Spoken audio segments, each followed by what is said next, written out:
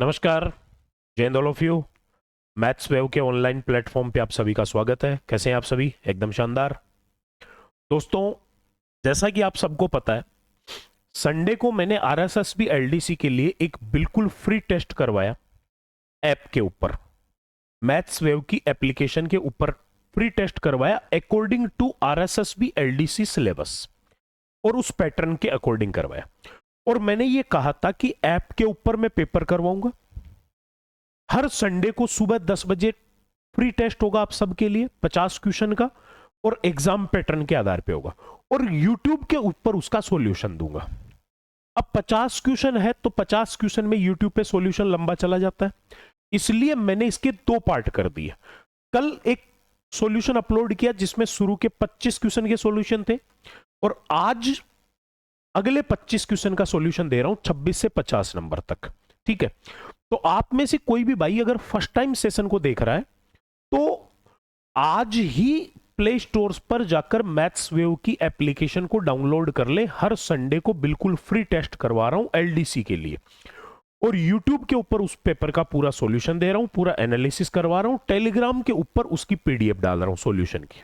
ठीक है, चलिए। और इसमें एक चीज मैंने देखो ये लिखी है, ये बहुत तगड़ी चीज है। 70% क्वेश्चन सिर्फ अप्रोच से होते हैं, और अप्रोच तभी सीख पाओगे जब आप कंटिन्यू किसी टीचर की गाइडलाइन में होंगे।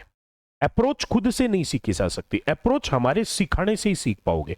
और ये बात मैं पिछले 10 दिन से रेगुलर कह रहा हूं। आरएसएसबी एलडीसी में भाई एडवांस मैथ्स के 35 से 40 क्वेश्चन आएंगे, और एडवांस मैथ्स के साथ कोई कॉम्प्रोमाइज मत करना। नौकरी चाहिए तो तैयारी के साथ कोई कॉम्प्रोमाइज नहीं होना चाहिए, और तैयारी के साथ कॉम्प्रोमाइज नहीं चाहिए तो फिर मैथ्स में अर्थमेटिक को देखकर इधर उधर, या अर्थमेटिक को देखकर जज मत करो कि मुझे कहां पढ़ना है, एडवांस देखकर जज करो। क्योंकि 40 क्वेश्चन एडवांस के, एडवांस सिलेक्शन दिलाएगी। एडवांस बच्चों की कमजोरी है, तो जो कमजोरी लोगों की है उसको आप अपनी ताकत बनाओ। और इसी को ताकत बनाने के लिए मैंने ये स्पेशली एलडीसी के लिए खुद का एक ऑनलाइन प्लेटफॉर्म स्टार्ट किया है, कि मैं मेरे बच्चों को वो सब कुछ दे सकूं जो उनको चाहिए और जो मैं उनको देना चाहता हूं, बिना किसी बाउंडेशन के। पहले तो आप ये समझ लीजिए दोस्तों, अभी एप्लीकेशन मैथ्सवेव की ऐप के ऊपर ये कुछ कोर्सेज चल रही हैं। RSSB LDC special maths complete, complete यानी arithmetic plus advance, specially RSSB LDC के लिए ये 249 रुपए में, बहुत कम प्राइस में, केवल 249 रुपए आप देकर और पूरी कंप्लीट एडवांस मैथ्स पढ़ सकते हो, वो भी हर टॉपिक की प्रैक्टिस सीट्स के साथ। आरएसएसबी एलडीसी में कोई बच्चा कंप्लीट मैथ के साथ में ये 10 नंबर का, ये 10 क्वेश्चन का पोर्शन भी तैयार करना चाहे, आपके जीके में पॉइंट नंबर 6 देखिए, वो लिखा हुआ है अंतरिक्ष अनुसंधान सूचना प्रौद्योगिकी, इंफॉर्मेशनल टेक्नोलॉजी और कंप्यूटर। 10 क्वेश्चन आते हैं इसके। अगर ये 10 क्वेश्चन भी साथ ही कवर करना चाहे तो 299 रुपीज में। और अगर कोई बच्चा आरएसएसबी एलडीसी के लिए स्पेशल एडवांस मैथ्स ही पढ़ना चाहे तो ये केवल 199 रुपए में है। और उसमें हर टॉपिक के मैंने 2-2, 3-3 क्लासेस फ्री दे रखी है। आराम से बच्चा जज करो पहले, और उसके बाद कोर्स परचेज करो। अगर कोई बच्चा कंप्लीट फाउंडेशन ऑल कंपटीशन के लिए पढ़ना चाहे, अर्थमेटिक और एडवांस पूरी, तो रामानुजन बैच चल रहा है मेरा, केवल 399 रुपए में कोर्स दे रहा हूं। और अगर कोई बच्चा फाउंडेशन बैच में केवल अर्थमेटिक पढ़ना चाहता है ऑल कंपटीशंस के लिए, तो ये केवल 199 रुपए में है। इसके साथ में एक ये स्पेशल एडवांस अगर ऑल कंपटीशन के लिए कोई बच्चा पढ़े तो ये 249 रुपए में है। और अब ये 2 फ्री चीज दे रहा हूं, बिल्कुल फ्री, कोई चार्ज नहीं है। एक तो ये सबसे तगड़ी चीज है, ये सिलेक्शन का ब्रह्मास्त्र है मेरे भाई। फ्री बेच दिया है मैंने, एक अप्रोचेबल बेच के नाम से एक फ्री बेच है। जैसे ही आप मैथ्सवेव की एप्लीकेशन डाउनलोड करोगे, फ्री कोर्सेज पे क्लिक करोगे तो आपको एक कोर्स दिखेगा approachable batch. Click the answer without any calculation and tricks of calculation.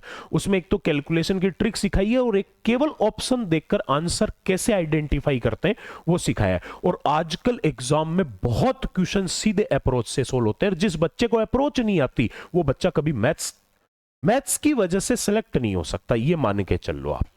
Maths उसको सिलेक्शन नहीं दिलाएगी, उसको फिर सिलेक्शन के लिए दूसरे सब्जेक्ट का सारा लेना पड़ेगा। और एक मैं बिल्कुल फ्री टेस्ट सीरीज दे रहा हूं आरएसएसबी एलडीसी के लिए मैथ्स की, according to paper pattern, every Sunday on application. Application के ऊपर हर संडे को सुबह 10 बजे total 50 question, 75 minute, negative marking 1/3, paper solution on YouTube channel Maths Wave, और टेलीग्राम के ऊपर उसकी पीडीएफ डाली जाएगी। एलडीसी पेपर पैटर्न के ऊपर एग्जाम होगा। आज ही चैनल को सब्सक्राइब कर लेना और मैथ्स वेव के प्ले स्टोर से जाके एप्लीकेशन डाउनलोड करके ये 2 फ्री चीजों का लुत्फ उठाओ। और उसके बाद में हर एक टॉपिक में भी फ्री क्लासेस दे रखी है, उनको आराम से जज करो, देखो और उसके बाद कोर्स परचेज करो। एक एक चीज को छाण के लो मेरे भाई, आपके कैरियर का सवाल है, आपकी जिंदगी का सवाल है।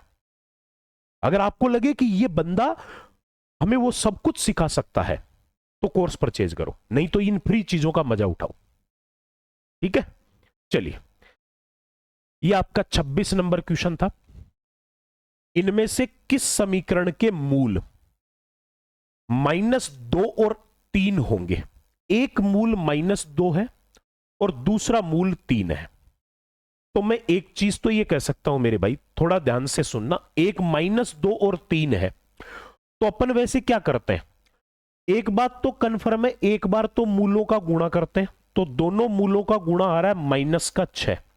यहां -6 केवल इसमें और इसमें है, तो ये उत्तर नहीं हो सकता, ये उत्तर नहीं हो सकता।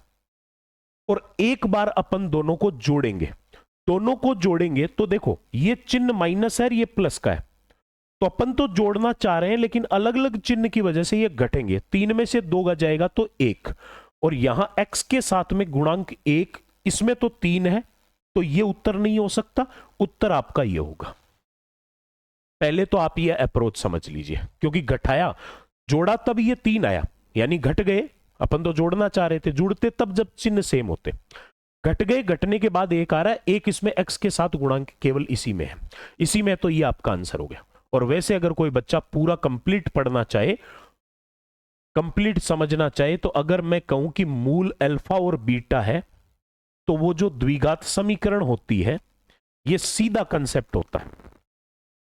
द्विघात समीकरण होती है x² minus alpha plus beta x plus alpha beta बराबर 0। तो यहां पर मैंने अल्फा प्लस बीटा किया तो आया 1, x² माइनस 1x, और प्लस अल्फा बीटा आया -6, ये -6 बराबर 0। 1 को x से गुणा करेंगे x ही आएगा, -6 बराबर 0। ये पूरा सिस्टमेटिक कंसेप्चुअल तरीके से मेथड, और ये मैंने आपको पहले बता दी इसकी अप्रोच। क्लियर? अगला क्वेश्चन, अगला कह रहा है sine theta plus cosec theta का square plus cos theta plus sec theta के स्क्वायर की वैल्यू क्या होगी? देखो भाई, ये मैंने एक वीडियो भी अपलोड कर रखा है, किसी भी ट्रिग्नोमेट्रिक फंक्शन की वैल्यू बिना किसी फॉर्मूले के कैसे ज्ञात करें। आपको एक पूरा का पूरा सेशन मिलेगा, इसी वीडियो सेशन में आप नीचे जाओगे तो 2-3 वीडियो नीचे ये चीज आपको मिलेगी। उसमें मैंने एक चीज बताई है कि ऐसे त्रिकोणमिति के फलन, देखो या तो इसका आपको सीधा कोई मान पूछता कि इसका मान कितना आएगा, या फिर इस वाले क्वेश्चन में क्या कर रहा है, ये पूछ रहा है ये वाला जो त्रिकोणमिति का फलन है ये इनमें से किसके बराबर होगा। LHS बराबर RHS सिद्ध करवाए, चाहे सीधा मान पूछा जाए, दोनों स्थितियों में आपको कोई सूत्र, कोई सर्वसमीकरण नहीं लगानी, आपको डायरेक्ट वैल्यू पुटिंग करनी है, वैल्यू पुट करनी है। यहां पर देखो साइन कोसेक कोस और सेक है, वैल्यू रखनी है कोण की जगह 0, 30, 45, 60 और 90। ये 5 ही कोण होते हैं जिनके मान फिक्स होते हैं। अब उनमें से 0 और 90 डिग्री आप तब नहीं रखोगे कभी भी जब क्वेश्चन में टेन, कोट, सेक और कोसेक का जिक्र किया हुआ हो। केवल अगर साइन और कोस का है, पूरा का पूरा सवाल साइन कोस में ही है, तो 0 या 90 रख सकते हो, लेकिन अगर टेन, कोट, सेक, कोसेक में से एक भी दे रखा है तो फिर 0 या 90 कभी नहीं रखोगे, फिर आप रखोगे 45, 30 या 60। उनमें से अगर कोई 2 ऑप्शन ऐसे हैं जिनका मान सेम आ रहा है तो फिर कभी 45 भी नहीं रखेंगे, लेकिन यहां पर कोई भी दो ऑप्शनों का मान सेम नहीं होगा। नहीं होगा तो मैं रख देता हूं थीटा बराबर 45 डिग्री। तो ये हो गया मेरे भाई sine 45 plus cosec 45 plus cos 45 plus sec 45 और इसका स्क्वायर। देखो साइन 45 होता है 1/√2 और कोसेक 45 उसका उल्टा होता है, तो वो √2 का स्क्वायर प्लस कोस 45 कितना हो गया? कोस 45 आपका हो गया कितना? कोस 45 हो गया 1/√2 और सेक 45 उसका उल्टा होता है, तो ये हो गया √2। अब देखो √2 को √2 से गुणा किया, ऐसे ही तो करते हैं ना, इन दोनों को गुणा करके ये जोड़ेंगे, √2 गुणा √2 2 और 2 में एक जोड़ेंगे 3/√2 का स्क्वायर और ये वाला भी सेम ही है, तो ये भी 3/√2 का स्क्वायर। अब देखो 3 का स्क्वायर हो गया 9, √2 का स्क्वायर 2 और ये वाला भी 9/2। सेम चीज है तो जुड़कर ये हो गया 18/2 और 18 में 2 का भाग देंगे तो मेरे भाई आएगा 9।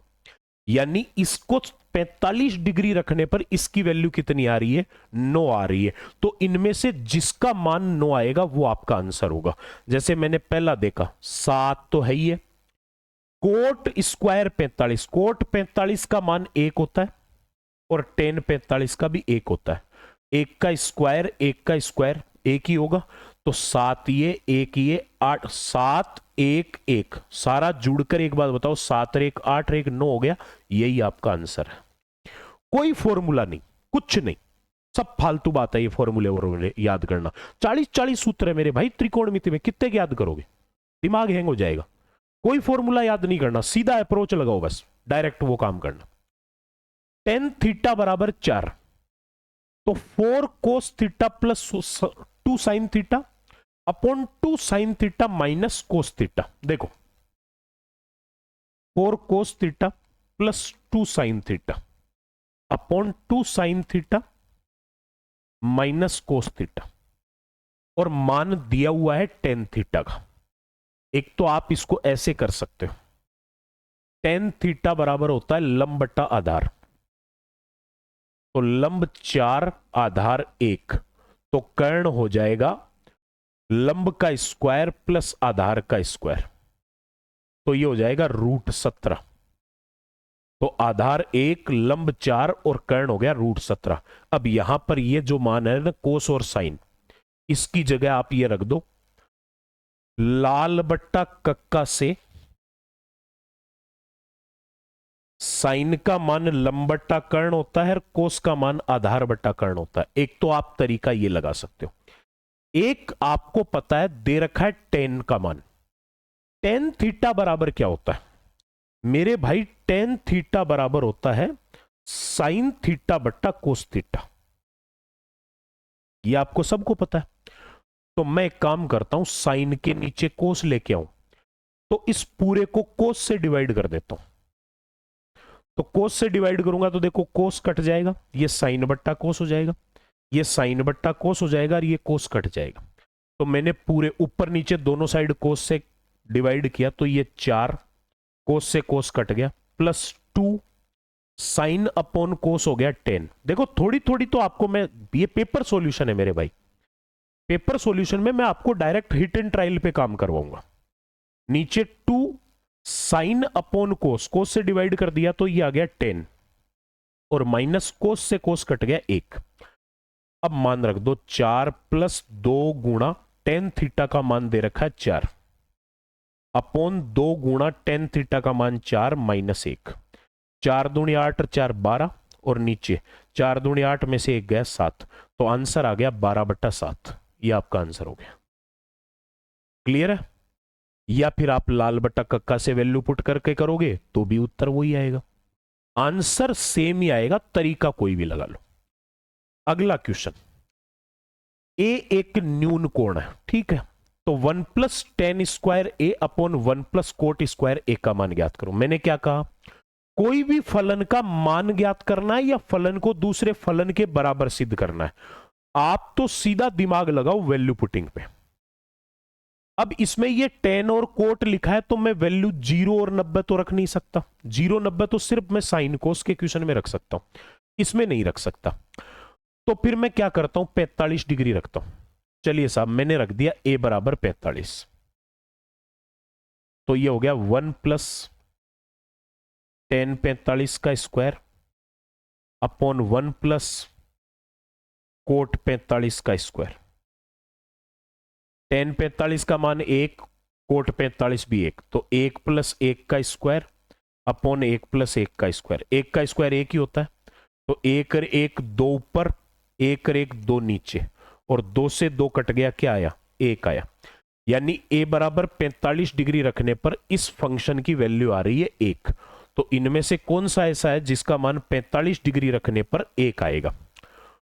कोस 45 1/√2 होता है, उसका स्क्वायर करेंगे 1/2 आएगा। टेन 45 1 होता है, 1 का स्क्वायर 1 आएगा। साइन 45 1/√2 होता है, उसका स्क्वायर करेंगे 1/2 आएगा। सेक 45 √2 होता है, उसका स्क्वायर करेंगे तो √2 का स्क्वायर 2 आएगा। एक ही ऑप्शन है जिसका मान 1 हो रहा है, तो ऑप्शन बी आपका राइट आंसर है। ये सारी चीज, ये वैल्यू पुटिंग वाली चीज समझना चाहते हो, मोस्टली लगभग शायद आधे घंटे से ऊपर 35-40 मिनट का एक सेशन डाला हुआ है, उसको देख लो, उसमें सारे कंफ्यूजन क्लियर हो जाएंगे। जिंदगी में दोबारा ट्रिग्नोमेट्री का ऐसा क्वेश्चन गलत नहीं होगा, और एलडीसी में तो कम से कम 2 सवाल आएंगे। तो अगर 35 से 40 मिनट की वो भी फ्री क्लास अगर आप लोगों को 2 क्वेश्चन पक्के करवा रहे हैं, तो उससे वंचित नहीं रहना है, सीख लेनी है उसको।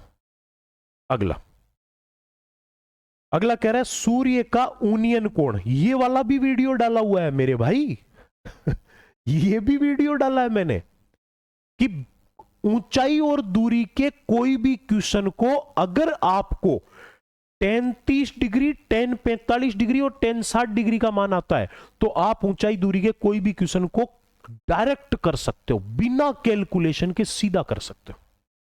ये भी मेरा वीडियो डाला हुआ है, देख लीजिए आप। और इसके भी कम से कम 2 या 3 क्वेश्चन एग्जाम में आएंगे 100% ऊंचाई दूरी के।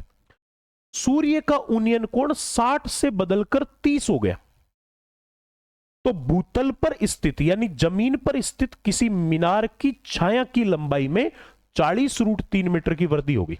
तो मीनार की ऊंचाई बताओ। देखो, ये मीनार मान ली, जमीन के ऊपर पहले छाया पड़ रही थी इसकी यहां, और बाद में 60 डिग्री से ऊनियन कोण बदल के 30 डिग्री हो गया। जैसे जैसे कोण घटता है ना, वैसे वैसे दूरी बढ़ती है। तो ये बाद में हो गया 30 डिग्री हो गया, ये 30। ठीक है, ये ऐसे कहना चाह रहा आपको। लो डायग्राम से समझाता हूं थोड़ा ढंग से, बढ़िया सा चित्र बना के समझाते हैं। ये हो गया, और दूसरा वाला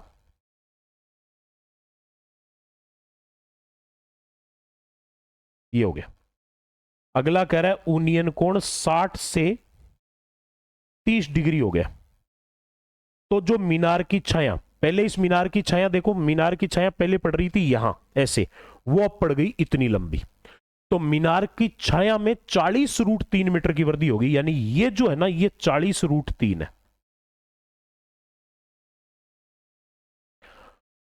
ये 40√3 है। वैसे भाई साहब एक बात बता देता हूं आप लोगों को, है ना, मजा आ जाएगा सुन के, ध्यान से समझना। एक कंसेप्ट होता है कि अगर एक त्रिभुज ये है और दूसरा त्रिभुज ये है, अगर ये कोण 60 है, ये 30 है ना, तो हमेशा ये वाली दूरी और ये वाली दूरी 1:2 के अनुपात में होती है, और टोटल हो जाता है कितना, 1 और 2 का टोटल 3, और ये वाला होता है √3। ये होता है √3। ये अनुपात अगर याद हो जाए, और याद तो करवाने की जिम्मेदारी मेरी है, आप क्लास तो अटेम्प्ट करो, वो तो दिमाग में घुसाने की जवाबदारी मेरी है। तो यहां पर मैं कह सकता हूं कि ये वाला है ना, ये 1 है, तो ये 2 है, ये कह रहा है 40√3 है, डबल का मान 40√3 है, तो सिंगल का मान होगा 20√3। हो गया। और दूसरी बात, ये वाली ऊंचाई मैंने अभी भी बताई, ये होती है 1:2 और ये होती है √3, यानी इसकी √3 गुणा 20√3 गुणा √3। √3 को √3 से गुणा किया 3 और 20 दिया 60। ये लीजिए, देखो इसमें देखो 1:2 और ये 3 और ये √3 है, यानी अगर ये 1 है तो ये डबल है, ये पूरी तिगुणी है और ये रूट तिगुणी है। अब मैंने ये पता कर लिया कि ये 40√3 डबल है, तो सिंगल हो गया 20√3, तो पूरा होगा 60√3 तिगुणा, और ये वाला होगा इस 20√3 का रूट तिगुणा, तो 20√3 को √3 से गुणा किया तो आ गया 60। अगला क्वेश्चन, भूमि पर किसी मीनार के शीर्ष बिंदु से 18 मीटर और 32 मीटर की दूरी पर स्थित दो बिंदुओं से मीनार के शीर्ष के यूनियन कोण पूरक हैं। ये लो भाई, दूसरा वाला ट्रायंगल भी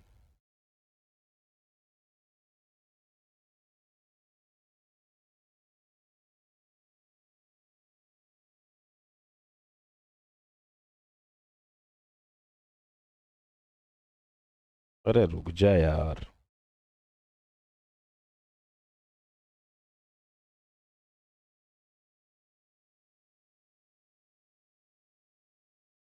ये लीजिए, ऐसा है, मान लो ये कोण और ये एक दूसरे के पूरक कोण है, लेकिन ये कितने हैं? देखो इसने कहा कि मीनार से ये दूरी तो है 18 और मीनार से ये पूरी जो दूरी है ये है 32, 18 मीटर और 32 मीटर की दूरी है ना। और ये कह रहा है ये कोण एक दूसरे के पूरक कोण है।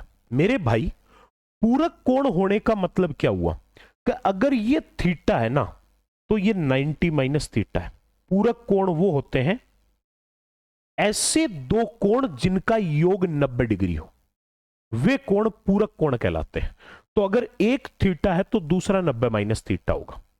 अगले ने पूछा मीनार की ऊंचाई बताओ, ये ऊंचाई h मान ली। अब आपको क्या करना है, दो त्रिभुज है आपके पास, एक तो ये वाला और दूसरा वाला जो त्रिभुज है वो है ये वाला, दो समकोण त्रिभुज है।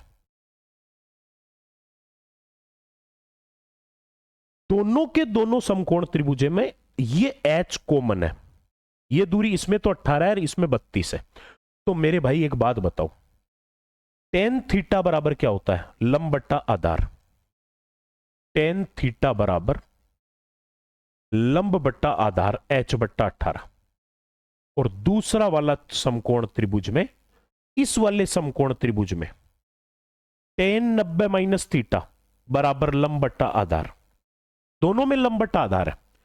टेन 90 माइनस थीटा बराबर लंब बट्टा आधार h बट्टा 32। मेरे भाई, कोई भी कोण में अगर कोई भी त्रिकोणमिति के फलन के अंदर अगर 90 माइनस थीटा लिखा हुआ है तो वो फलन अपने पूरक फलन में, अपने कॉम्प्लीमेंट्री फंक्शन में बदल जाता है। टेन 90 माइनस थीटा होता है कोट थीटा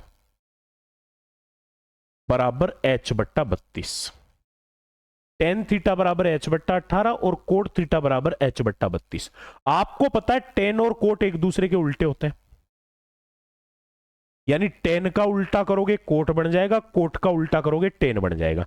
तो ये दोनों मान एक दूसरे के अपोजिट है, यानी h बट्टा 18 का मान 32 बट्टा h के बराबर है। सही है। तो फिर क्रॉस मल्टीप्लाई किया तो h गुणा h स्क्वायर बराबर 18 गुणा 32। अब एक तो तरीका है, इनको गुणा करो और फिर उसका स्क्वायर रूट करो।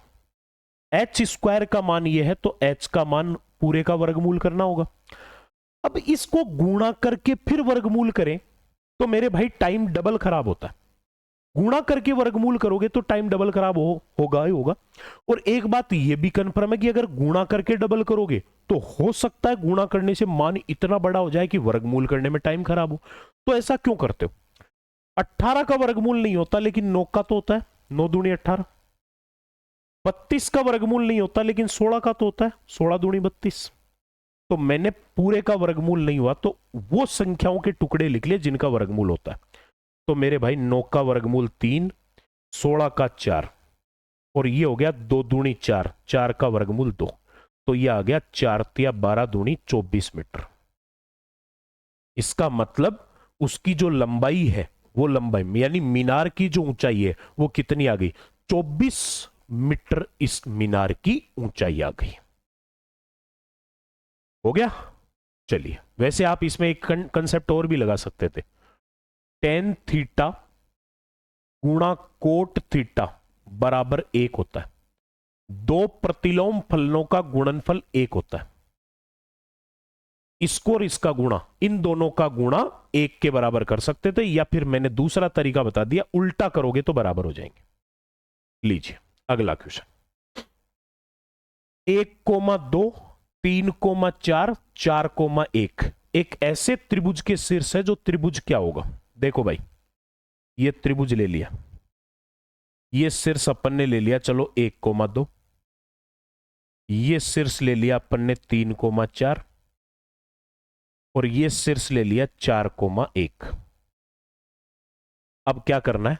आपको पता करना है कि ये कौन सा त्रिभुज है। अगर मेरे भाई त्रिभुज पता करना है तो उसके लिए आपको त्रिभुज की भुजाओं के मान पता होने चाहिए। यानी ये पता होना चाहिए ये भुजा कितनी है, ये कितनी है और ये कितनी है। अगर तीनों समान आ गई तो समबाहु कह देंगे, दो समान आ गई तो समद्विबाहु कह देंगे, तीनों अलग अलग आ गई तो विषमबाहु कह देंगे, और अगर वो मिलकर एक पाइथागोरस प्रमेय की पालना कर गई तो फिर अपन उसको समकोण कह देंगे।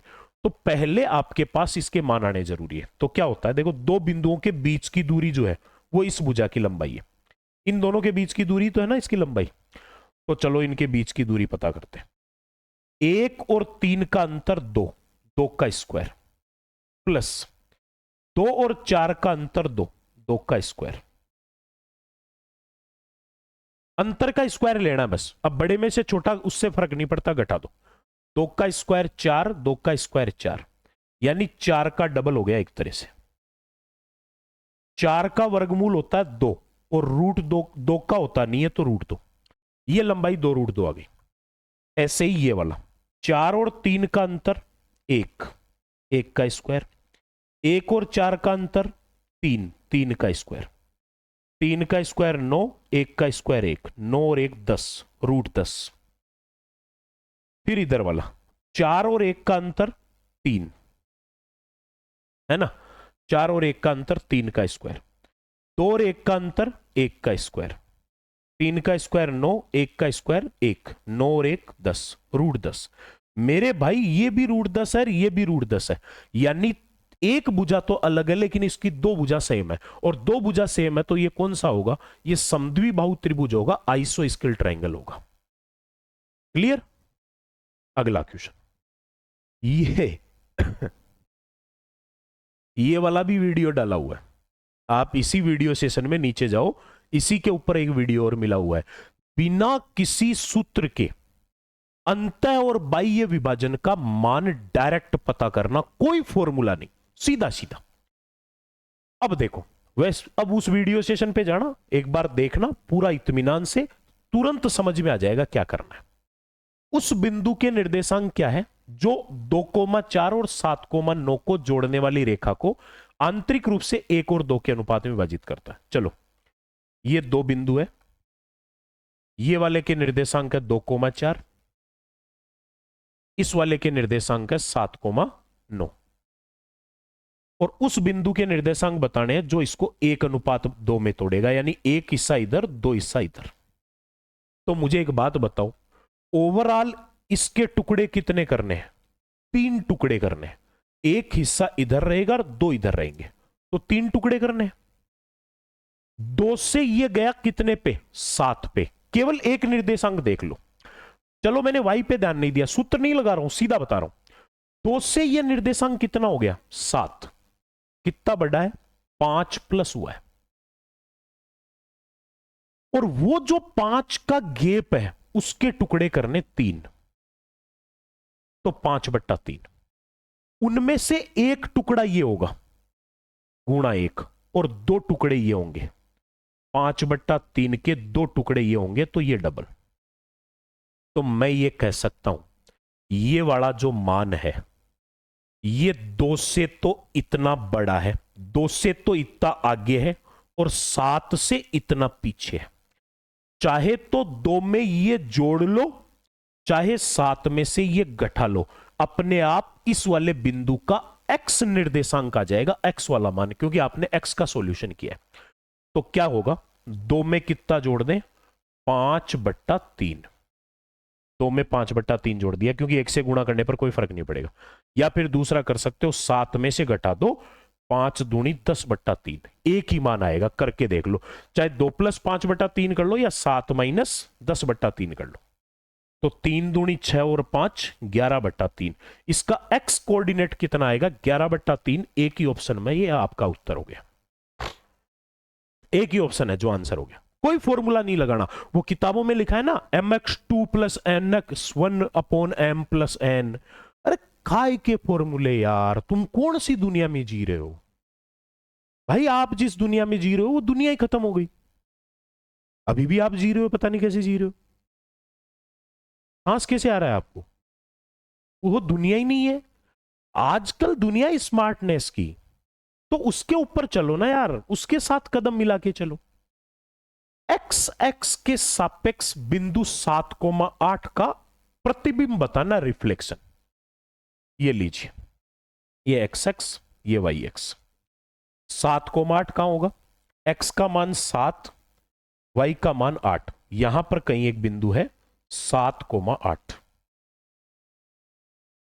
है ना। यहां x का मान तो है 7 और y का मान है 8। इसका x पे रिफ्लेक्शन इधर देखोगे ना, तो इस बिंदु का रिफ्लेक्शन पड़ेगा यहां। तो यहां पर रिफ्लेक्शन पड़ेगा, तो बताओ x का मान तो वही 7 है, लेकिन y का मान कितना हो गया, -8 हो गया। क्योंकि इसके ऊपर की तरफ अगर प्लस है तो नीचे की तरफ क्या होगा, माइनस। तो इसके रिफ्लेक्शन के कोऑर्डिनेट क्या होंगे, 7, -8 होंगे। अगर y x पे देता तो ये इधर आता, इधर आता तो y का मान तो 8 ही होता, लेकिन x का मान इस तरफ 7 है तो उस तरफ -7 होता। y x के सापेक्ष इसका प्रतिबिंब -7,8 होता। बस, क्लियर। अगला क्वेश्चन, ये बहुत शानदार सवाल है, हर बार एग्जाम में आता है, और वो तरीका बता रहा हूं जो जिंदगी में नहीं पढ़ा होगा। वैसे तो इसका फॉर्मूला देखो, ये होता है, अगर 3 बिंदु x1, y1, दूसरा x2, y2, और तीसरा x3, y3, ये कोऑर्डिनेट्स है, तो त्रिभुज का क्षेत्रफल जो होता है वो होता है 1/2 x1, y2 - y3 plus x2, y3 - y1, और प्लस x3, y1 - y2। ये इसका क्षेत्रफल होगा, त्रिभुज का एरिया ये होता है। इतना लंबा फॉर्मूला लगाओ, है ना। और मैं आपको बताता हूं वो तरीका जिसमें कोई फॉर्मूला है ही नहीं। काय का फॉर्मूला, कौन कहता है फॉर्मूला, सब फालतू बात है। क्या करोगे, एक कोऑर्डिनेट 0,2, एक कोऑर्डिनेट 2,3, एक कोऑर्डिनेट 3,1। एक काम करो, तीनों में से एक को 0 कर लो, 0 बना लो एक को, कि उसके निर्देशांक 0,0 कर लिए, है ना। तो 0 बनाने के लिए चलो, ये वाला तो 0 है, इसको क्या लिख दूं, -2। तो बताओ, ये कट के 0,0 आ गया कि नहीं आया, है ना। ये इसको जीरो बनाने के लिए यहां जो लिखा है ना वही कोऑर्डिनेट यहां लिखो, 0,-2, 0,-2। जुड़े तो जोड़ लो, घटे तो घटा लो। 2 और 0 2, 3 में से -2 गया 1, 3 और 0 3, 1 में से -2 गया -1, मिल गए। बाकी के दो को घटाने पर कोऑर्डिनेट्स आए ये। अब आपको क्या करना है, फर्स्ट और लास्ट का गुणा, सेकंड और थर्ड का गुणा, ये गुणा करके इनके अंतर का आधा लिख दो, त्रिभुज का क्षेत्रफल आ जाएगा। गुणा करके अंतर का आधा, तो मुझे बताओ ये तो हो गया 2 1 कम 2 माइनस का, और ये हो गया 3 1 कम 3, और अंतर लेना है माइनस और इसका आधा। जो भी मान आएगा हमेशा पॉजिटिव आएगा। यहां से चाहे माइनस में दिखे लेकिन आपको प्लस में लिखना है, क्योंकि त्रिभुज का क्षेत्रफल माइनस में कैसे हो सकता है, क्षेत्रफल तो पॉजिटिव ही आएगा। तो ये हुआ -3 -2 -5, -5 का आधा -2.5, लेकिन उसको लिखना प्लस में, तो इसका एरिया आ गया 2.5। इससे बढ़िया तरीका नहीं मिलेगा। बोलो कहां बैठे हो, कौन सी दुनिया में घूम रहे हो। अभी भी कह रहा हूं, अभी भी कह रहा हूं, इधर उधर दिमाग मत लगाओ। आपको नौकरी लगाने का ऑप्शन एक ही जगह है, और वो ये है, मैथ्स वेव। और वो बंदा मैं हूं जो आपको हर चीज का डायरेक्ट अप्रोच सिखाएगा, जो आपको 70% पेपर सिर्फ अप्रोच से करना सिखाएगा, जो कंसेप्ट भी सिखाएगा अप्रोच भी सिखाएगा। इसलिए कह रहा हूं वक्त खराब मत करो, फटाफट से कोर्स परचेज करो और सीधा तैयारी स्टार्ट करो। और लेटेस्ट कंटेंट अपलोड कर रहा हूं, कोई पुराना रिकॉर्डेड नहीं है, अभी करंट में अपलोड कर रहा हूं, और 31 मार्च को कोर्स कंप्लीट कर दूंगा। 31 मार्च को कोर्स कंप्लीट कर दूंगा, और उसके बाद में सिर्फ प्रैक्टिस पे चलेंगे। यूट्यूब के ऊपर बहुत जल्द लाइव सेशन ला रहा हूं प्रैक्टिस के लिए। -2,5 और 1,3 से होकर गुजरने वाली सरल रेखा का समीकरण क्या होगा, है ना। -2,5, देखो मेरे भाई, एक तो आप पहले ये समझिए, दो बिंदुओं से गुजरने वाला x1, y1 और x2, y2 से होकर गुजरने वाली रेखा का समीकरण वो होता है y-y1 और x-x1, और यहां आएगी ढाल, और ढाल होती है y और x के अंतर, y2 - y1 upon x2 - x1। ये ढाल होती है। ये उस रेखा का समीकरण है जो दो बिंदुओं से होकर गुजरता है, और एक बिंदु से होकर गुजरने वाले का होता है y - y1 बराबर m इंटू x - x1। यानी जब एक बिंदु से गुजारेगा तो ढाल अगला देगा, स्लोप अगला देगा। दो बिंदुओं से गुजार देगा तो स्लोप अपन खुद ज्ञात कर सकते हैं। इसकी ढाल जो है ना वो ये होती है, कितना स्लोप है वो ये है। तो यहां से इस वाले क्वेश्चन में आपको x1, y1 का मान तो दे दिया -2,5, और x2, y2 का मान दे दिया 1,3। फॉर्मूला है y - y1, y1 है 5, बराबर y2 - y1 3 - 5 upon x2 - x1 1 -2, इसमें से -2 घटेगा, और x - x1, x1 का मान -2, तो x -2। चलिए भाई, y -5 हो ही गया, 3 में से 5 गया माइनस का 2, माइनस माइनस हो गया प्लस, 1 + 2 हो गया 3, है ना। और ये हो गया। अब देखो एक चीज समझ सकते हो आप कि यहां पर 3 को y से गुणा करेंगे क्या आएगा, 3y। 3y सिर्फ इसमें है, तो ये दोनों उत्तर नहीं है, ये दोनों तो आपके आंसर नहीं है। और ये हो गया x + 2। अब 3 को गुणा उधर करेंगे, -2 को इधर करेंगे, तो ये हो जाएगा 3y -15। -2 को x से करेंगे -2x, लेकिन इनमें से कहीं भी -2x नहीं है, प्लस बनाया हुआ है। तो अगर x वाले को प्लस बनाया है तो y वाला फिर किस में होगा? माइनस में, क्योंकि ये 3y है ना। तो ये प्लस में बनेगा, 3y भी प्लस में ही होगा। देखो 3y -15 माइनस का 2x और -2 को +2 से किया -4, पूरे को इधर ट्रांसफर कर दिया, -2x इधर आया, प्लस का 2x प्लस 3y, माइनस का 4 इधर आया, प्लस का 4, -15 में से +4 गया -11। ये वो समीकरण है जो इन दो बिंदुओं से होकर गुजर रही है। तो कितना होया? 2x + 3y - 11, 2x + 3y - 11। बताओ मेरे भाई, क्लियर? चलिए अगला क्वेश्चन। त्रिभुज एबीसी में कोण बी और कोण सी के समद्विभाजक। ये आपने त्रिभुज बनाया एबीसी, ये है ए बी और सी।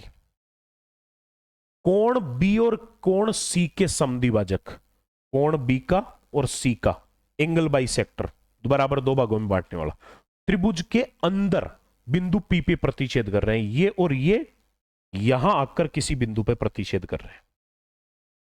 कोण समद्विभाजकों का प्रतिच्छेद बिंदु कहलाता है अंतःकेंद्र।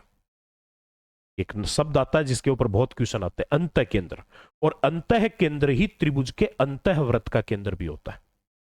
तो ये हो गया आपका अंतर। अब ये कह रहा है यदि बीपीसी 128 है, बीपीसी ये 128 है, तो एंगल ए पूछा होगा कन्फर्म? हाँ ए ही पूछा है। देखो क्या होता है, जब इस प्रकार से ये अंतःकेंद्र है तो इस पर बने हुए जो कोण है ना, ये वाला, इसका मान हमेशा, अगर आपने शीर्ष दिया ए बी सी और ये ओ दे दिया, तो एंगल बीओसी है ना, ये वाला बीओसी, ये 90 प्लस एंगल a/2 होता है। ये सीधा फॉर्मूला होता है। और अगर ये बाहर वाले कोण का समद्विभाजक होता, यानी बाहर वाले कोणों का समद्विभाजक होता, तो ये 90 माइनस a/2 होता। तो 90 प्लस a/2 का मान दे रखा आपको, 90 प्लस एंगल a/2 बराबर 128। तो प्लस का 90 इधर गया माइनस का, तो एंगल a/2 बराबर 128 में से 90 गया तो 38। और एंगल a/2 38 है, तो एंगल ए का मान 38 दूनी 76। ये हो गया 38 दूनी 76। समझ गए ना? अगला, त्रिभुज PQR के कोण QPR, त्रिभुज PQR, ये त्रिभुज PQR, इसका एंगल QPR, ये एंगल का समद्विभाजक, इसका जो समद्विभाजक है वो भुजा QR पर बिंदु S पे मिल रहा है। भुजा QR है ना, ये इसका समद्विभाजक लेंगे ना, वो यहां आकर S पे आके मिलेगा। अब इसको देखते हैं मेरे समझ में आ गया आगे क्वेश्चन ये क्या पूछ रहा है, समझ लो। और ये सब चीजें है ना, ये तो आपको तो रटनी पड़ेगी भाई साहब, YouTube पे सॉल्यूशन देखोगे रटनी पड़ेगी। मैंने इनको ऐप के ऊपर एक एक चीज को कंसेप्ट बना बना के पढ़ा है। मैंने ये कहा है कि अगर इस वाले कोण का समद्विभाजक यहां आके मिलता है ना किसी बिंदु डी पे, तो फिर ये त्रिभुज और ये जो त्रिभुज है दो, इनकी संगत भुजाओं का ये अनुपात बराबर होता है। यानी AB और BD में जो संबंध होगा वही संबंध AC और CD में होगा। यानी कि इन दोनों का अनुपात इन दोनों के अनुपात के बराबर होता है। तो यहां पर इस वाले क्वेश्चन में क्या कह रहा है, ये कह रहा है PQ12 है, PQ12 PR15, 12 की सवा गुणा होती है भाई, सीधा सीधा देखूं तो यार 12 का सवा गुणा है 15। अगला कह रहा है QR 18 है, QR पूरी कितनी है 18। तो SR की वैल्यू बतानी है, ये वाली बतानी है कितनी होगी। देखो भाई पहली बात तो ये है कि अब मैं एक काम करता हूं, ये आपको 15 दे रखी है, ये पूरी कितनी दे रखी है? पूरी दे रखी है आपको 18। मुझे एक बात बता दो, 12 और 15 का अनुपात क्या है? 12 और 15 का अनुपात 3 से कट के है 4:5। अगर ये 4 और 5 के अनुपात में है तो ये भी 4 और 5 के अनुपात में ही होंगे। यही तो मैंने कहा है कि इनका अनुपात इनके अनुपात के बराबर होता है। जो संबंध इनमें है वही संबंध इनमें होगा। तो मैंने देखा ये 4 और 5 है तो ये भी 4 और 5 होगा। पूरी लंबाई कितनी है? 18। 4 टुकड़े इधर, 5 इधर, 4 और 5 टोटल कितने टुकड़े हुए? 9। 18 के 9 टुकड़े करो, दो दो के हो जाएंगे, तो दो दो के 4 टुकड़े यानी 8, तो ये हो गई, और दो दो के 5 टुकड़े यानी 10 ये हो गई। अब इससे आसान तरीका कहां मिलेगा ये बताओ आप मुझे। ये सीधा सीधा मैंने थ्योरम पढ़ाई है, जब एंगल बाइसेक्टर पढ़ाया है ना मैंने, ज्योमेट्री में एंगल बाइसेक्टर पढ़ा दिया मैंने एप्लीकेशन पे, वहां पर ये चीज डायरेक्ट प्रॉपर्टी बना के पढ़ाई है। अगला क्वेश्चन, क्रमशः डी और ई एक त्रिभुज एबीसी की भुजा एबी और एसी के मध्य बिंदु है। एबीसी त्रिभुज एबीसी की भुजा एबी और एसी के मध्य बिंदु दे रखे डीई। इसका मिड पॉइंट डी, इसका मिड पॉइंट ई। अरे मेरे भाई थेल्स प्रमेय लग गई भाई साहब। कौन सी प्रमेय? थेल्स प्रमेय। त्रिभुजों की समरूपता में पढ़ाई गई है। क्या कहती है ये थेल्स प्रमेय? ये कहती है कि अगर देखो, पहले तो थोड़ा सा मैं थेल्स प्रमेय बताता हूं आपको क्या होती है। ये त्रिभुज एबीसी है और डीई मान लो, आपको ये कह दे कि डीई बीसी के समांतर है। अब देखो पेपर सॉल्यूशन में स्पीड से ही बता सकता हूं कंसेप्ट को भी। डीई और बीसी अगर समांतर है तो ये त्रिभुज एक दूसरे के समरूप होते हैं। कौन सा? छोटा वाला त्रिभुज एडीई समरूप होता है बड़ा त्रिभुज एबीसी, और समरूप त्रिभुज की संगत भुजाओं का अनुपात बराबर होता है। यानी कि जो अनुपात इन भुजाओं में है वही अनुपात इन भुजाओं में होगा। लेकिन अगर इसमें ये इसके मध्य बिंदु है ना, यदि डी और ई मध्य बिंदु है, मध्य बिंदु है, तो फिर जो आपकी डीई है ना ये वाली, इसकी लंबाई बीसी की आधी होती है, बीसी की आधी हो जाती है। ये थेल्स प्रमेय बोलती है सीधा सीधा। तो इस वाले सवाल में क्या कह रहा है कि ये मध्य बिंदु है। मध्य बिंदु है तो मैं कंफर्म कह सकता हूं डीई का मान बीसी का क्या होगा? आधा। इसने बोला बीसी बराबर 6, 6 है तो इसका मान होगा 3। अब पूछा क्या है? यही पूछा है डी। मेरा पढ़ाया हुआ एप्लीकेशन पर पूरा कंप्लीट कोर्स मेरे से पढ़ा हुआ बच्चा इनका डायरेक्ट आंसर करेगा, क्योंकि उसने ये सब चीजें कंसेप्ट में पढ़ी है। कंसेप्ट को पढ़ना ही है बस, और कुछ नहीं करना। बाकी सब काम वो जाने, उसका काम जाने। आप तो कंसेप्ट पढ़ के एग्जाम देने चले जाना मुंह उठा के, हर्राटेदार पेपर जाएगा आपका, ये गारंटी है, कमिटमेंट है। दिए गए चित्र में बीपी पैरेलल सीक्यू, कौन? बीपी और सीक्यू समांतर है, और ये इनको ये तिर्यक रेखा काट रही है। मेरे भाई दो समांतर रेखाओं को जब कोई तिर्यक रेखा काटती है ना, तो समान स्थिति पर बने हुए कोण बराबर होते हैं। तो मैं ये कह सकता हूं कि अगर ये वाला कोण आपका 70 है ना, ये कोण अगर 70 डिग्री है, तो फिर ये वाला भी 70 ही होगा, क्योंकि ये संगत कोण बराबर हो गए। अब 70 पूरा है, उसमें से ये 20 है, तो ये हो गया 50। हो गया 50। चलिए एक बात तो ये हो। दूसरा इसने एक बात ये कह दी, AC बराबर BC है। कौन कौन कौन कौन कौन? AC। बराबर BC। अरे भाई साहब, दो भुजा बराबर है। और ये बात साफ साफ शब्दों में पढ़ाई जाती है कि किसी त्रिभुज में अगर ये दो भुजा समान है तो इनके सामने वाले दोनों कोण भी एक दूसरे के समान होते हैं।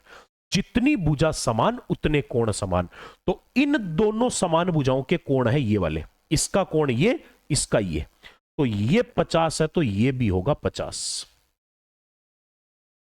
अब मुझे एक बात बताओ, पूरे के पूरे ट्राइंगल में, इस पूरे के पूरे ट्राइंगल में पूरे त्रिभुज के तीनों कोणों का योग 180 होता है। उसमें से ये 50 50 100 है तो ये कितना हो गया? 80 हो गया। 180 होता है ना। अब आप एक चीज पे दिमाग लगाओ। किस पे लगाऊं? हाँ गुरुजी बताओ किस पे लगाऊं?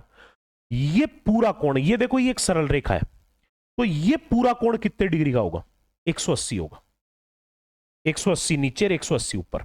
उसमें से ये 80 है और ये 70 है, तो 80 और 70 150 तो ये हो गया, तो ये 30 डिग्री बचेगा, तभी तो जाकर पूरा 180 बढ़ेगा। और यही पूछ रहा है, इस x की वैल्यू बताओ। x की वैल्यू आ गई 30 डिग्री। क्या दिक्कत आ रही है? बैठे बैठे ये ऐसे कर रहे होंगे कई, और गुरुजी क्या हो रहा है यार, इतने छोटे छोटे सवाल हैं क्या? हमें तो पता ही नहीं था, कि हम तो सोच रहे थे पता नहीं कितनी बड़ी मगजमारी है ये। अरे कुछ नहीं है, काय की मगजमारी है यार। त्रिभुज एबीसी में AB बराबर 10 सेंटीमीटर। ये लो, ये त्रिभुज एबीसी बना लो पहले।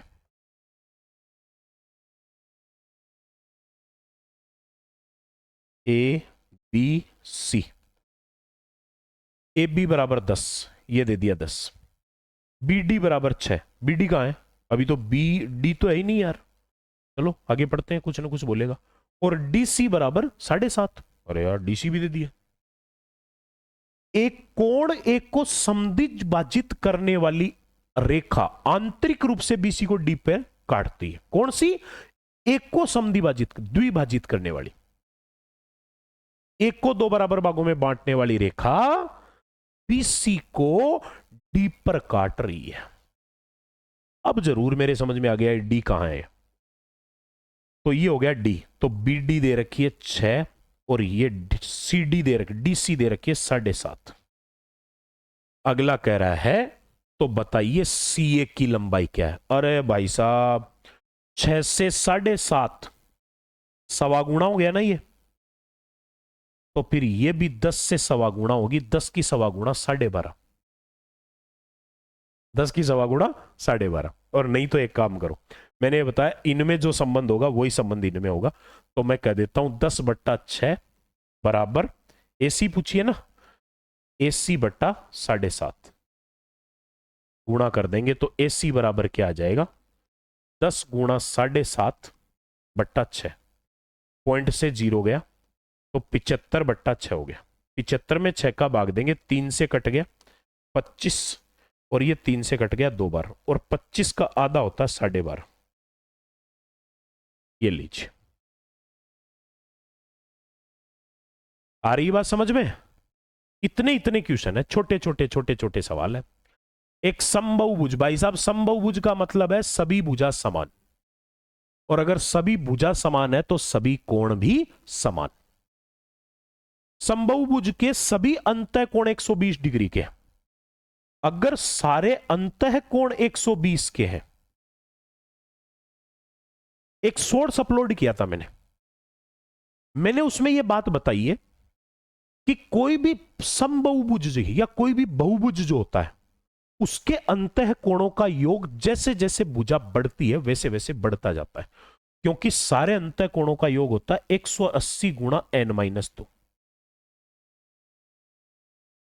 मान लो कि 5 भुजा है तो 5 में से 2 कम हो गई 3, 180 का तिगुणा 540 डिग्री। जैसे जैसे n का मान बढ़ेगा वैसे वैसे अंतः कोणों का योग बढ़ेगा। लेकिन एक चीज फिक्स है, कोई भी बहुभुज चाहे कितनी भी भुजा वाला हो, उसके समस्त बाह्य कोणों का योग हमेशा फिक्स होता है। बाह्य कोणों का योग होता है 360, फिक्स होता है। इसीलिए एक बात ध्यान रखना, बहुभुज के कोणों से रिलेटेड कोई क्वेश्चन अगर कर रहे हो तो उसको अंतः कोण से नहीं करोगे, बाह्य कोण से करोगे। अगर इसका प्रत्येक अंतः कोण 120 है तो प्रत्येक कोण बाह्य कोण होगा 60, क्योंकि एक ही शीर्ष पर बने हुए, एक ही शीर्ष पर बने हुए अंदर और बाहर वाले कोणों का योग 180 डिग्री होता है। तो ये 60 हो गया। अब मैंने देखा कि उस बहुभुज का प्रत्येक बाहर वाला कोण 60 डिग्री का है, सारे कोण 360 है, सबका योग 360 है, एक है 60 का। तो इसका मतलब 60 के कितने कोण हो गए? 6। तो इसका मतलब वो भुजा कितनी भुजा वाला बहुभुज हो गया? 6 भुजा वाला बहुभुज हो गया, क्योंकि 6 कोण है तो 6 ही भुजा हो गई। 6 भुजा वाला बहुभुज है साहब, षटभुज की बात हो रही है। तो अगला कह रहा है उस बहुभुज के विकर्ण की संख्या बताओ। किसी भी बहुभुज के विकर्णों की संख्या, कोई भी बहुभुज होता है उसके विकर्णों की संख्या होती है n गुणा n-3/2। n है भुजाओं की संख्या, तो यहां भुजा कितनी आई? 6 गुणा 6 में से 3 गया तो 3/2 और 6 3 18, 18 का आधा 9। उस समबहुभुज में विकर्ण कितने होंगे? 9 होंगे। और ध्यान रखना बहुभुज में दो ही सवाल पूछे जाते हैं, या तो कोण का और या विकर्ण का। बहुभुज में दो ही क्वेश्चन बनते हैं, और कोई भी बहुभुज का कोण का क्वेश्चन अगर हो तो उसको हमेशा बहिष्कोण से सोल्व करोगे, अंतः कोण से कभी नहीं करोगे, क्योंकि अंतः कोण से बिना मतलब टाइम लगेगा। तो टाइम वाला काम क्यों करते हो? अपने को टाइम बचाना है, वो काम करो। अगला अगला कह रहा है 25 प्रेक्षणों का मध्य 36 है। 25 संख्याओं का औसत है 36। मध्य का मतलब औसत, संख्या 25, औसत 36। पहली बात तो यह समझिए, मध्य या औसत का मतलब क्या होता है? मध्य या औसत का मतलब है सारी की सारी संख्याएं 36 36 है। 25 संख्या का मध्य 36 है, यानी 25 की 25 संख्या 36 36 है। तो सबका योग कितना हो गया?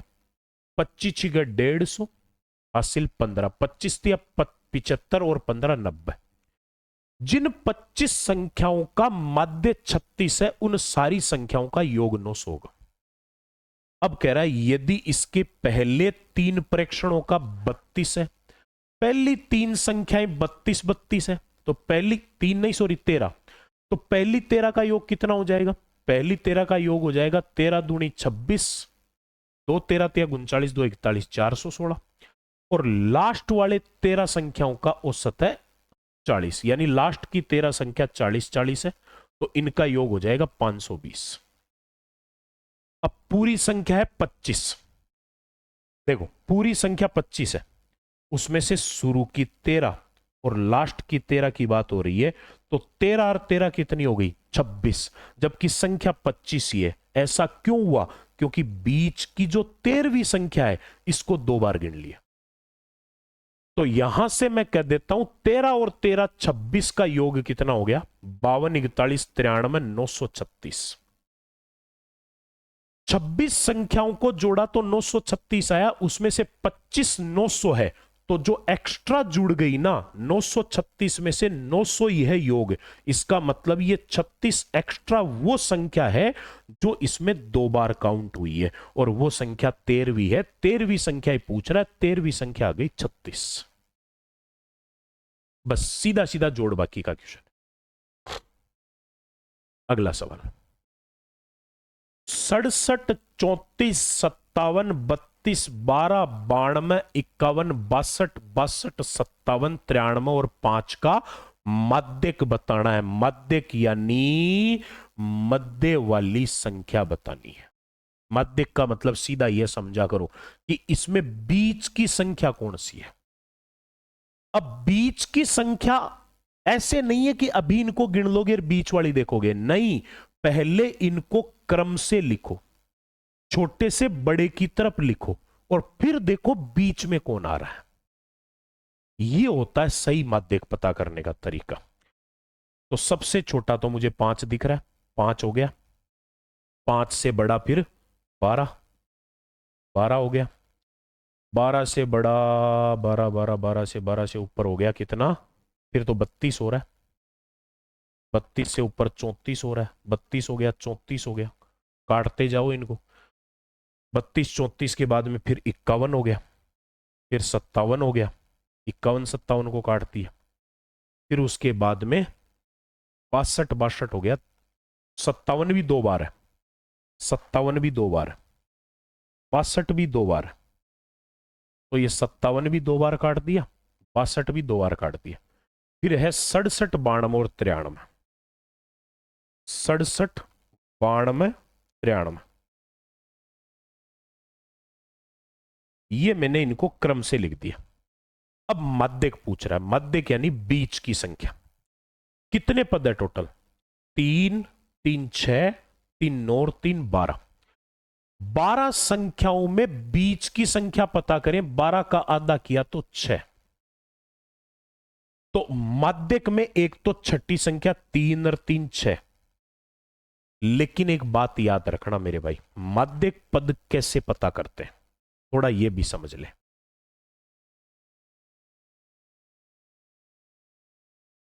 अगर मान लो टोटल पद है आपके 17, तो मध्यक यानी बीच वाला 17 का आधा किया 8.5, 8.5 का मतलब 9वां पद। यहां तो सीधा सीधा हो जाता है। लेकिन अगर टोटल पद आपके 18 है, तो 18 का आधा किया तो 9वां। अकेला 9वां बीच में नहीं आएगा, 9वां और 10वां दोनों करेंगे ना, तब बीच में आएंगे। क्यों? जैसे मान लो 6 संख्या है, 1 2 3 4 5 6, 6 का आधा किया 3, तो 3 बीच में नहीं है, क्योंकि इधर 2 है इधर 3 है, बीच में होगा तीसरा और चौथा दोनों। तो मध्यक पद तो है 9वां और 10वां, और मध्यक होगा उनका एवरेज। अगर 9वां और 10वां अलग अलग है, दोनों सेम है, तब तो कोई दिक्कत नहीं है। लेकिन अगर अलग अलग है तो फिर मध्यक होगा एवरेज। तो पहले इस क्वेश्चन में देखा, 12 का आधा छठा और 7वां पद है मध्यक पद, तो छठा भी 57, 7वां भी 57। मध्यक पद 57 57 है, तो मध्यक भी 57 ही होगा, क्योंकि दोनों का मान सेम है, अलग अलग नहीं है। तो मध्यक भी आपका कितना हो गया? 57 ही हो गया। अलग अलग होता, ये मान अलग अलग होते तो दोनों का एवरेज लेते हैं, वो मध्यक होता है। 2 मिनट में ही समझा दिया मध्यक पद कैसे होता है। ठीक है, अगला क्वेश्चन। अरे यार ये क्या, पॉइंटों में दिए गए आंकड़ों के समुच्चय में, समुच्चय यानी ग्रुप, माध्यिका और बहुलक का अंतर बताओ। पहले तो ये समझ लो, माध्यिका का मतलब तो है मध्य वाला पद, बीच वाला, और बहुलक का मतलब वो संख्या जो सबसे ज्यादा बार आई है। बहुलक बहुत बार जो आई है, जो सबसे ज्यादा बार आया है, वो है बहुलक। तो पहले तो माध्यिका अगर माध्यक ज्ञात करना है, तो इनको क्रम से तो लिखना पड़ेगा मेरे भाई, सीक्वेंस में लिखना पड़ेगा। 2.1 5 6 7 8 9.3 11 15 17 19.1 27 31 31 33 16.5 14 10। यार वैसे तो लगभग बराबर से किए हैं, बीच बीच में कोई 1 2 गड़बड़ कर रहा है। 2.1 5 6 7 8 9.3 है ना, और बीच में आ जाएगा ये 10, ये वाला बीच में आ जाएगा एक यहाँ, फिर 11, फिर बीच में आ जाएगा 14, फिर 15 है ना, फिर आ जाएगा 16.5, 16.5, फिर हो गया 17 है ना। तो मैंने ले लिया ये 2.1 ले लिया, 5 ले लिया, 6 7 8 9.3 ले लिया, 11 15 17 ये ले लिया, 14 ले लिया, 16.5 ले लिया। अब आ गया कौन? 19.21 27 31 31 33। 19.21 27 27 27 27 के बाद 31 31 33 31 31 33, ये क्रम से लिख दिया। तो बहुलक तो मेरे भाई जो ज्यादा बार आया है, इसमें केवल एक ही आंकड़ा ऐसा है जो 2 बार आया है, कौन? 31। तो बहुलक तो हो गया 31 है ना। और माध्यक जो होगा, माध्यक होगा बीच वाला पद।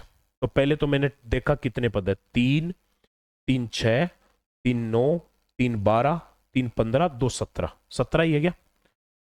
3 हो गए, 3 6 3 9 9 और 3 12 3 15 2 17, बिल्कुल सही है।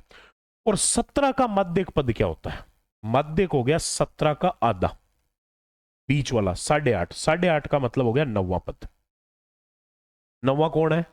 3 3 6 3 9, 9वां पद है 14, ये हो गया माध्यक। तो मेरे भाई बहुलक और माध्यक का अंतर कितना आ रहा है? 31 और 14 का अंतर आ गया 17, ये आपका आंसर हो गया। क्लियर है? ये छोटे छोटे छोटे छोटे कीड़े मकोड़े टाइप के से सवाल है यार, क्या कोई क्वेश्चन है क्या ये? इनको क्वेश्चन मानते हो क्या आप? कुछ नहीं है।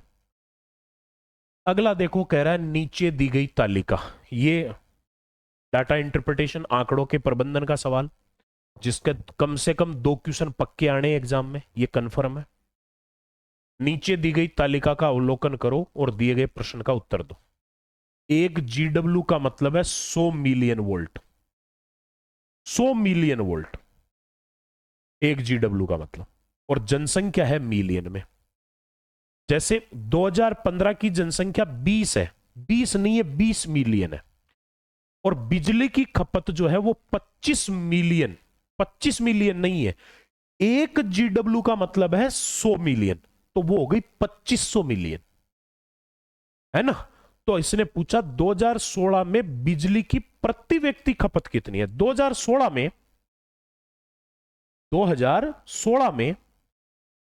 व्यक्ति तो है 30 मिलियन, व्यक्ति 30 मिलियन, और बिजली की खपत है 40 गुणा 100 मिलियन। टोटल खपत ये आदमी ये, तो एक व्यक्ति की खपत कितनी हुई? 30 आदमियों में इसको बांट दो, तो 40 गुणा 100, 4000 बट्टा 30, जीरो से जीरो कट गया, 400 का तीसरा हिस्सा 133.33, ये आपका आंसर आ गया। 133.3 वोट पर व्यक्ति की खपत है 2016 में, एक आदमी ने इतनी बिजली की खपत करी है। क्लियर? अगला, 2015 से 2019 के बीच बिजली की खपत में कितने परसेंट वृद्धि हुई? 15 से 19 के बीच, 15 से 19 के बीच 2015 में बिजली की खपत थी 25 गुणा 100 मिलियन, और 2019 में होगी 100 गुणा 100 मिलियन। तो मेरे भाई 25 गुणा 100 यानी 2500 से 100 गुणा 100 यानी 10,000 हो गई। तो कितनी बढ़ी? 7500 बढ़ी। वो 7500 2500 का तिगुना ही तो है, और तिगुना का मतलब होता है 300%। कोई भी संख्या का एक गुणा, यानी 2500 थी और 7500 बढ़ गई, यानी इसकी तिगुनी बढ़ गई। तिगुनी मतलब 300% बढ़ गई, क्योंकि टोटल 4 गुणी हो गई ना, कुल 400% हो गया। 100% से बिजली की खपत 400% हो गई, यानी 300% इंक्रीमेंट हो गया, 300% इंक्रीज हो गई। ये लीजिए अगला क्वेश्चन। अगला कह रहा है log of √8 upon log of 8। नीचे बेस कुछ भी नहीं है, कुछ भी नहीं लिखा, इसका मतलब बेस है 10। ये साधारण लघुगणक है। जिस किसी लोगरिदम का बेस 10 होता है वो नॉर्मल लोगरिदम कहलाता है, साधारण लघुगणक कहलाता है। साधारण लघुगणक की वैल्यू हमेशा फिक्स होती है, साधारण लघुगणक का मान फिक्स होता है। अब इसने लिखा log √8 यानी 8 की पावर 1/2 अपॉन log 8। एक कंसेप्ट होता है मेरे भाई, log m की पावर n। अगर ऐसा है तो ये n चला जाता है log के पीछे, ये हो जाएगा n log m। तो 8 की पावर 1/2 पीछे चली जाएगी, तो 1/2 log 8, और नीचे भी log 8। log 8 से log 8 कट गया, 1/2 इसका उत्तर आ गया, 1/2 इसका उत्तर आ गया। समझ गए? अगला, log of a upon B plus log of b upon a बराबर log of a plus b। देखो पहले तो ये समझिए कि log m इंटू n जो होता है ना, इसको अपन लिख सकते हैं log m plus log n।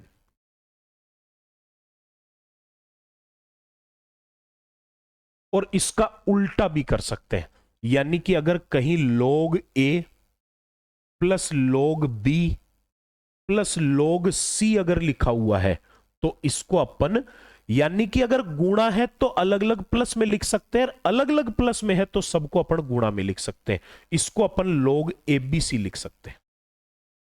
यहां पर इसने अलग अलग प्लस में लिखा तो मैं क्या करता हूं, अलग अलग को एक जगह कर लेता हूं, तो ये एक जगह होंगे गुणा में, a upon B into B upon A बराबर log of a plus B. ये बहुत सिंपल सवाल है।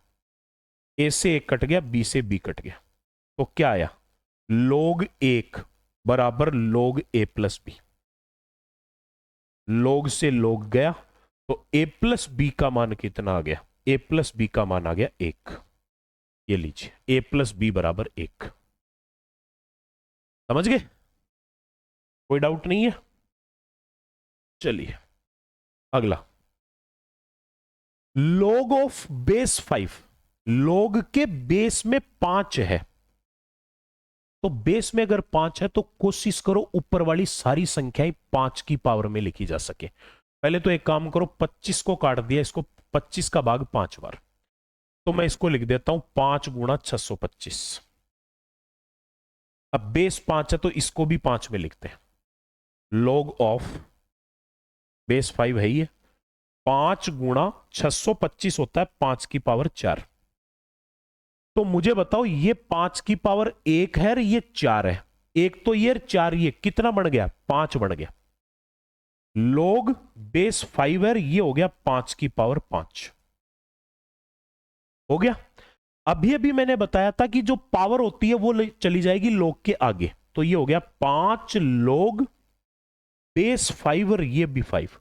और मेरे भाई जब किसी log की बेस और वैल्यू दोनों सेम होती है उसका मान हमेशा 1 होता है, तो ये तो हो गया 1 और पीछे है 5। 5 गुणा 1 करोगे तो क्या आएगा, 5 आएगा। ये आपका आंसर हो गया और ये आपका पेपर सॉल्यूशन हो गया। इतना जबरदस्त तरीके से 2 पार्ट में मैंने पूरे पेपर का सॉल्यूशन करवाया है। हर संडे को ये पेपर होगा। अभी भी मैं कह रहा हूं, जो कोई बच्चा तैयारी करना चाहे सही ढंग से इस एनालिसिस के आधार पे देख लो कितनी तगड़ी अप्रोच तरीके से आंसर आइडेंटिफाई करवा रहा हूं। तो अभी भी चूक मत करो, आज ही प्ले स्टोर से ऐप डाउनलोड करो मैथ्सवेव की और कोर्स परचेज कर लो अगर एलडीसी में नौकरी लगना है तो। फटाफट से लेटेस्ट कंटेंट अपलोड कर रहा हूं, अपडेटेड बिल्कुल 2026 का फ्रेश कंटेंट। और अब आपको एक बार वापस बता देता हूं, हर संडे को ये टेस्ट पेपर होता है और ये मैथ्सवेव एप्लीकेशन के ऊपर होता है। हर संडे को सुबह 10 बजे अपलोड कर देते हैं और फिर उसके बाद में 2 पार्ट में इसका सॉल्यूशन करवाता हूं, 1 से 25 तक सॉल्यूशन एक अलग वीडियो में, 26 से 50 अलग में, ताकि लंबा सेशन ना जाए, ठीक है।